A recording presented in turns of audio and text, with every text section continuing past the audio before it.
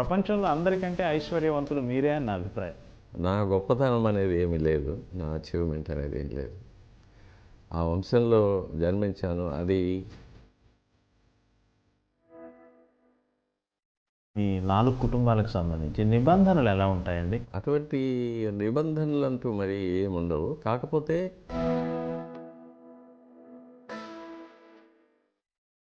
స్వామివారు నవ్వారు, కోప్పడ్డారు, ఇట్లాంటి సూక్ష్మమైన ఫీలింగ్స్ మీకు అర్థం అవుతాయి. భక్తులనే పేరుతో వచ్చే కొంతమంది, నిజంగా భక్తితో వచ్చే కొంతమంది, వారికి అక్కడి సిబ్బంది చేసే సేవలు, వీటన్నిటిని చూసినప్పుడు కాస్త బాధగా ఉంటుంది, కొన్ని సమయాల్లో జుగుప్సగా కూడా ఉంటుంది.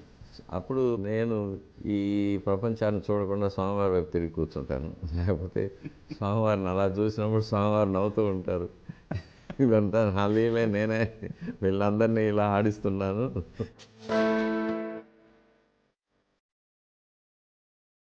మ్యాక్సిమం స్వామివారిని విడిచి ఎన్ని గంటలు ఉండగలరు మీరు? వచ్చేటప్పుడు స్వామివారి దగ్గర అనుమతి తీసుకొని వస్తాను. వెళ్ళే పని త్వరగా పూర్తి చేసి మళ్ళీ నీ దగ్గరికి తీసుకో అని ప్రార్థన చేసి వస్తాను. వెళ్ళరా అంటారు. బంగారు వాకిలి వరకు వచ్చి వెనక్కి తిరిగి చూసినప్పుడు కాస్త శోకంగా కనిపిస్తారు. వెళ్తున్నావా అంటారు. త్వరగా వచ్చేస్తానని చెప్పి వస్తాను. మళ్ళీ తిరిగి వెళ్ళినప్పుడు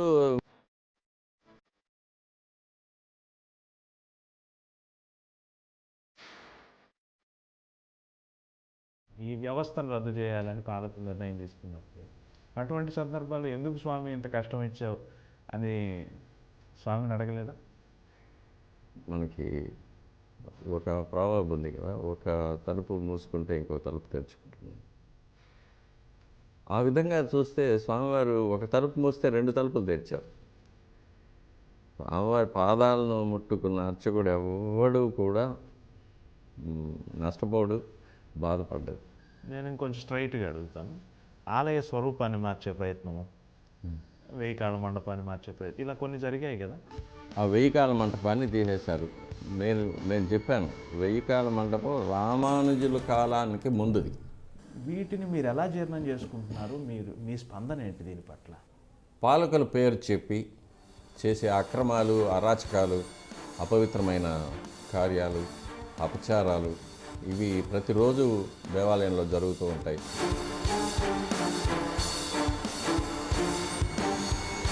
స్వామివారికి నిద్రే ఉండటం లేదు, 4 గంటల నుంచి ప్రారంభం అవ్వాల్సిన పని 2 గంటల నుంచే ప్రారంభమైంది అని ఒక్కోసారి మేము పేపర్లో చదువుతూ ఉంటాం. ఎప్పుడు ఉన్న అభిప్రాయం ఏంటంటే, ఈరోజు ఎన్ని వేల మంది భక్తులు వచ్చారు, ఎన్ని వేల మందిని బయటకు తోసేసాం. వారికి తృప్తిగా దర్శనం అయిందా లేదా అనేది నాకు అక్కర్లేదు. ఈరోజు నేను 80,000 మందిని క్లియర్ చేశాం, 90,000 మందిని క్లియర్ చేశాం. నాకు ముందున్న అధికారి 60,000 మందికే చేశాడు, నేను 80,000 మందికి చేశాను. నాకు ముందున్న అధికారి 1,00,000 లడ్డూలు తయారు చేశాడు, నేను 2,00,000 లడ్డూలు తయారు చేస్తున్నాను. అది ఎలా తయారు చేస్తున్నావు, ఎక్కడ తయారు చేస్తున్నావు, ఎవరి చేత తయారు చేస్తున్నావు, అది ఎలా వినియోగిస్తున్నావు, అది నీకు అక్కర్లేదు.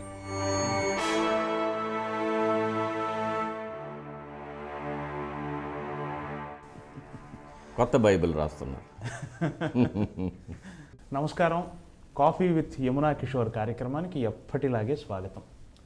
కాఫీ అనేది చాలా చిన్న విషయం అండి. అంతకంటే గొప్ప అమృతపానం లాంటి విషయాలు ఈరోజు మాట్లాడుకుందాం. అంత కాన్ఫిడెంట్గాను చెప్తున్నాను. ప్రపంచంలో గొప్ప ఐశ్వర్యవంతులు ఎవరుంటారు? అసలు ఐశ్వర్యం అనే పదానికి అర్థం ఏమిటంటే ఈశ్వర కృపే ఐశ్వర్యం. మామూలుగా వ్యావహారికంలో మనం బాగా సంపన్నుల ఐశ్వర్యవంతులు అంటున్నాం కదా, అది కాదు. భగవంతుని కృప అత్యధికంగా ఉన్నవాళ్లే ఐశ్వర్యవంతులు. అటువంటి ప్రపంచంలోని అత్యంత ఐశ్వర్యవంతుణ్ణి ఈరోజు మీకు పరిచయం చేయబోతున్నాను. నమస్కారం సార్. ప్రపంచంలో అందరికంటే ఐశ్వర్యవంతులు మీరే అని నా అభిప్రాయం. ఎందుకంటే 40 ఏళ్లుగా అప్రతిహతంగా భగవంతుడి సన్నిధిలో 24 గంటలు గడిపే, లేదా రోజులో చాలా గంటలు గడిపే గొప్ప అవకాశం మీకుంది. ఆ దృష్టిలో మీరు ప్రపంచంలో అందరికంటే ఐశ్వర్యవంతులని నా ఫీలింగ్. జ్ఞానం, వైరాగ్యం, ఐశ్వర్యం ప్రసాదించమని మనం స్వామివారిని ఎప్పుడు కోరుకుంటూ ఉంటాం. ఇందులో జ్ఞానం అనేది దివ్య జ్ఞానం. స్వామివారిని గురించి, విశ్వవ్యాప్తమైన భగవంతుడిని గురించి తెలుసుకోవడం జ్ఞానం. వైరాగ్యం, నీవు తప్ప నాకు ఇంకా వేరే అక్కర్లేదనే ఒక వైరాగ్యం. ఇక ఐశ్వర్యం అంటే మీరు చెప్పినట్టు ఈశ్వర కృప, స్వామివారి యొక్క దివ్యమైన అనుగ్రహం. ఈ మూడింటిని ప్రసాదించమని స్వామివారిని అడుగుతాం, ఇంకేమి కోరం. అయితే ఇందులో నా గొప్పతనం అనేది ఏమీ లేదు, నా అచీవ్మెంట్ అనేది ఏం లేదు. ఆ వంశంలో జన్మించాను, అది పూర్వజన్మ సుకృతం. తరువాత మా పితృదేవులు, మా పెద్దవారి యొక్క ఆశీర్వాదం, స్వామివారి యొక్క అనుగ్రహం, ఇవన్నీ చేరి నన్ను ఆ స్థానంలో నిలబెట్టాయి. స్వామివారికి నిత్యం అభిషేకం, ఆరాధన, అలంకారం, ఆరగింపులు ఇవన్నీ చేసే ఒక మహత్తరమైన అవకాశాన్ని నాకు ప్రసాదించాయి. వృత్తిపరంగా ఒక అర్చకుడిగా, స్వామివారిని అర్చించుకునే అర్చకుడిగా నా వృత్తి ధర్మాన్ని నేను నెరవేరుస్తున్నాను. అంతకన్నా ఇందులో నా గొప్పతనం అనేది ఏమీ లేదు.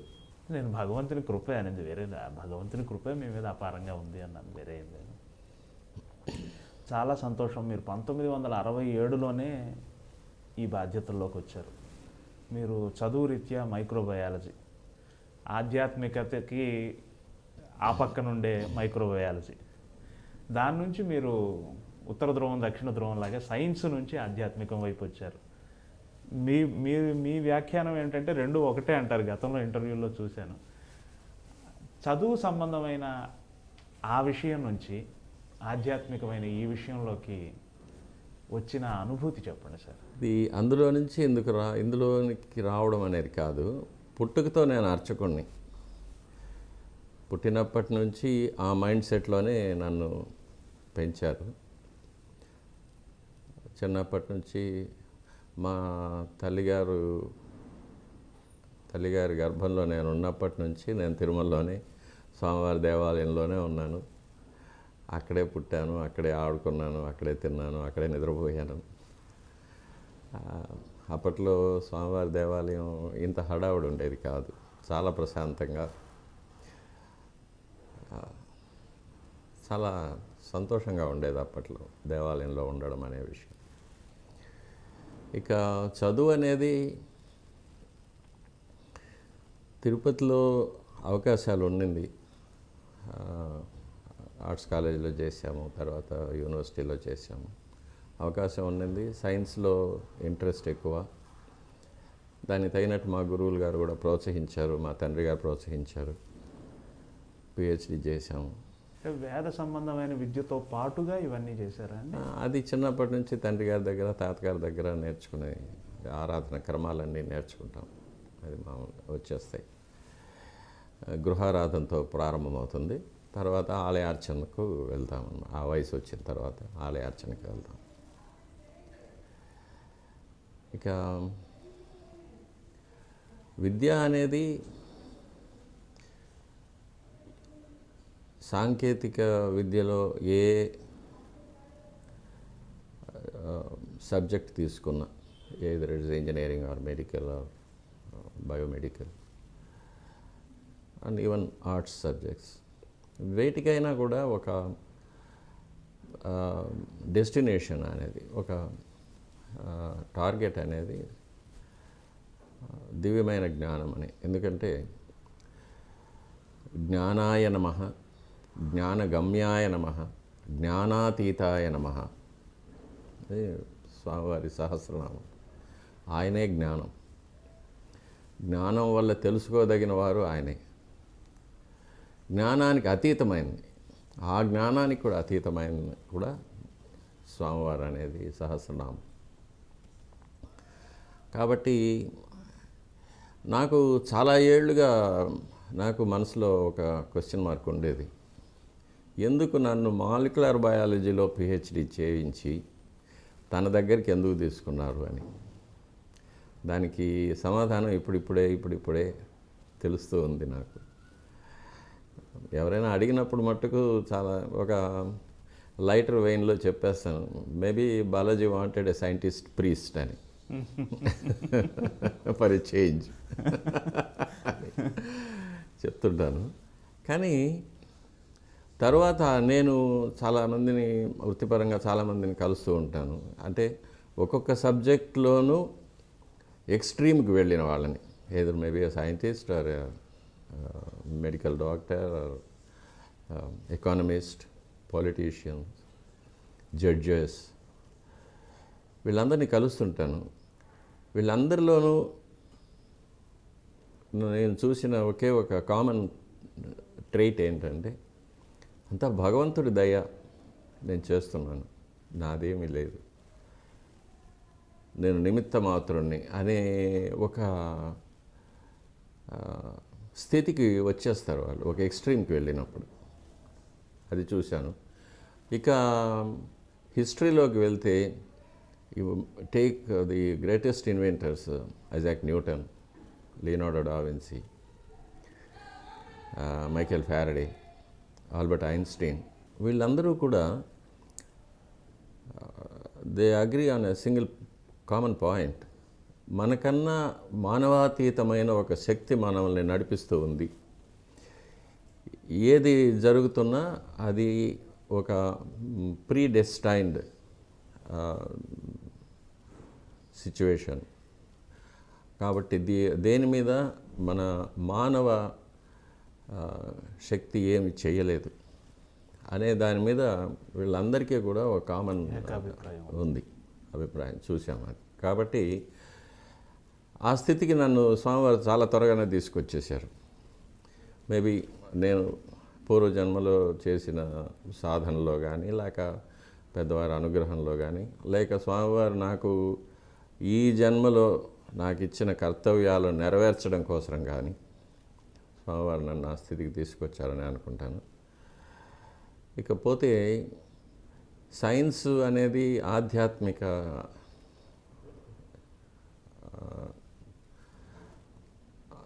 ఆధ్యాత్మికత అనేది రెండు కూడా వేరువేరు అని నేను అనుకోవడం లేదు. ఇది ఒక స్పిరిచువల్ క్వెస్ట్. అంటే మానవుడు తన జీవితాంతం దేనికోసమైతే అన్వేషిస్తూ ఉంటాడు, అదే దాన్ని సాధించడం ఆధ్యాత్మికతో సాధ్యం అనేది. కాబట్టి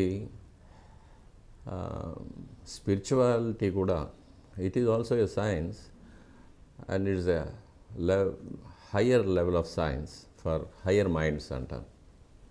ఎందుకంటే మన మైండ్ని ఆ స్పిరిచువాలిటీ పక్క ట్రైన్ చేయాలి. Every human being has got that capacity.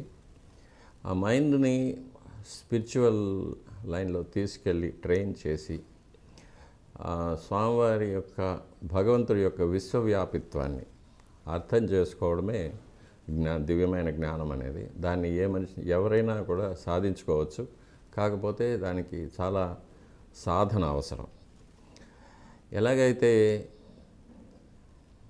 సైన్స్లో మన కంటికి కనిపించని అణువుల్ని, పరమాణువుల్ని చూడడానికి మనకు ఎలక్ట్రాన్ మైక్రోస్కోప్స్ కానీ అలాంటి ఎక్విప్మెంట్ ఎలా ఉంటాయో, అలాగే కొన్ని లక్షల కాంతి సంవత్సరాల దూరంలో ఉన్న నక్షత్ర కూటాలు, గెలాక్సీస్, స్టార్ సిస్టమ్స్, వీటిని చూడడానికి ఎలాగైతే మనకు హబుల్ టెలిస్కోప్ లాంటి ఒక ఎక్విప్మెంట్ మనకు అవసరపడుతుందో,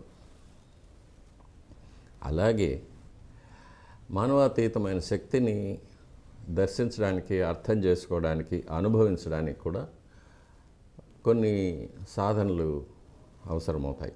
ఇక్కడ వీటికైతే భౌతిక పరిమాణంలో కావాల్సి వస్తాయి. స్పిరిచువాలిటీలో పారభౌతికమైన పరిమాణంలో మన మనస్సుని, మన ఆత్మని, మన మేధస్సుని దానికి ట్యూన్ చేసి సాధన చేయగలిగితే మనం తప్పకుండా ఈ దివ్యమైన జ్ఞానాన్ని కూడా పొందవచ్చు. ఇదే ఆగమ శాస్త్రంలో కూడా అష్టాంగ యోగం మొదలైన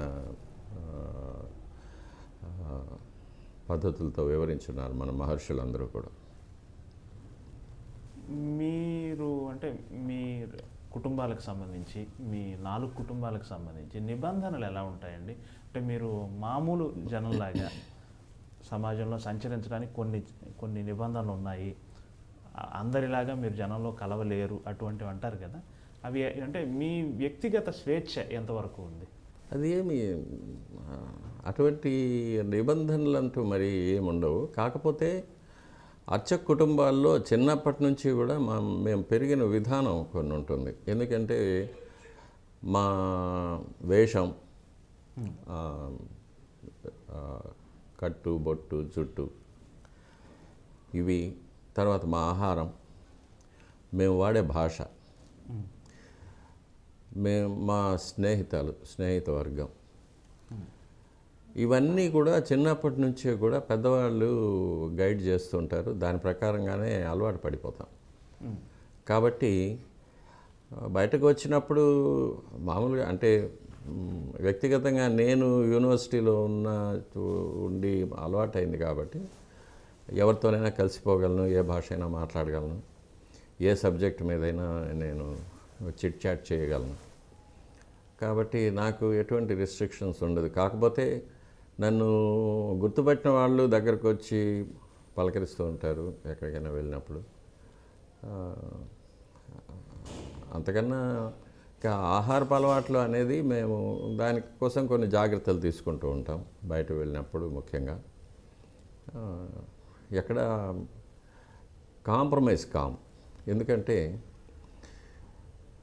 ఈ ఆహారపు అలవాట్లు కానీ దైనందిన కార్యక్రమాల్లో కానీ మా యొక్క ఒక రిథమ్ అనేది, ఒక